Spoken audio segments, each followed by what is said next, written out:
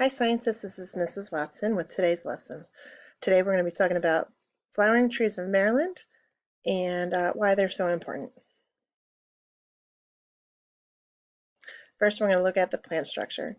Plant structures have a root system, a stem, or a trunk, branches and leaves, and reproductive structures, sometimes flowers, sometimes cones or spores, and so on. Most plants are vascular, which means they have a system of tubules inside them that carry nutrients around the plant. As you can see here, plants start with the root cap, taproots, roots, go up to the stem. The first nodule is usually the first stem, going up to the second, third, fourth, and so on. Terminal bud, really quickly, is usually the last bud or stem, and sometimes turns into another stem. Most cases, those plants produce flowers, which is the ones we're going to be talking about today. There are a bunch of flowering trees here in Maryland. We have the dogwood, the flowering pear tree, the Yuletide, redbud tree, Japanese snowbell, and sweet bay magnolia. First, the dogwood. The dogwood tree is one of the most popular trees here in Maryland as well as the country. This offers an unmatched four-season display of beauty. The main attraction is the appearance of the snowy white or pink flowers that herald the arrival of spring. Yay, spring! It's unfussy in its care requirements, and the dogwood readily thrives in the home landscape and grows quickly. The flowering pear tree. This I actually have in my own backyard. It's absolutely gorgeous. I actually took this picture out of one of the trees. I did it in black and white because I just felt artistic-y. Anywho, the flowering pear tree is noted for its profuse late winter to early spring show of white flowers and lustrous leaves. Adding to the intense interest are the broadly oval, scallop-edged leaves that go on from the glossy dark green to a rich purple-like red color in the fall. Very, very pretty.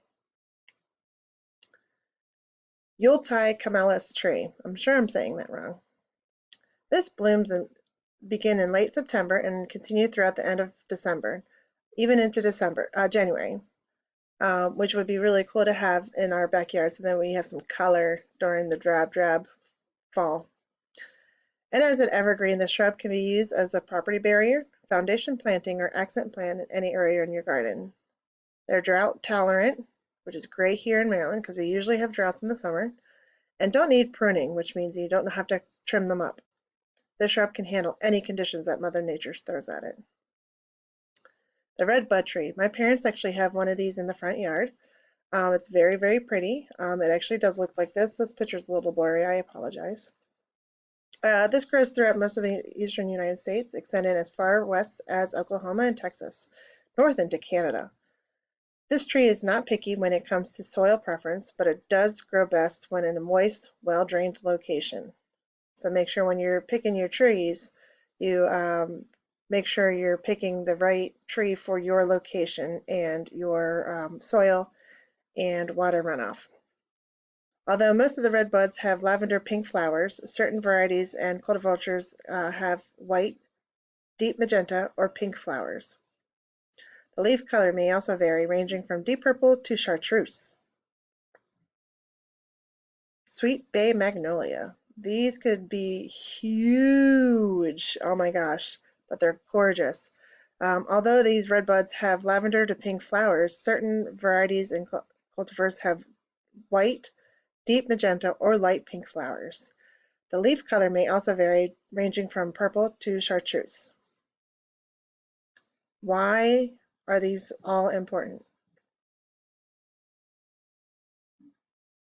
Honeybees, bumblebees, solitary bees, butterflies, and other pollinating animals are responsible for pollinating 75% of the world's plants.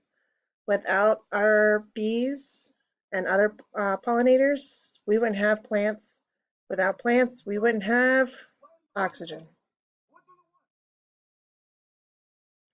Pollinators are vital to creating and maintaining the habitats and ecosystems that many animals rely on for food and shelter. Worldwide, over half the diet of fats and oils comes from crops pollinated by animals. They facilitate in the reproduction in 90% of the world's flowering plants. So can't stress that enough. Pollinators are good. So if you are in the process of trying to pick some plants for your own personal garden, I highly suggest a flowering tree, so you can invite those pollinators to your own personal backyard.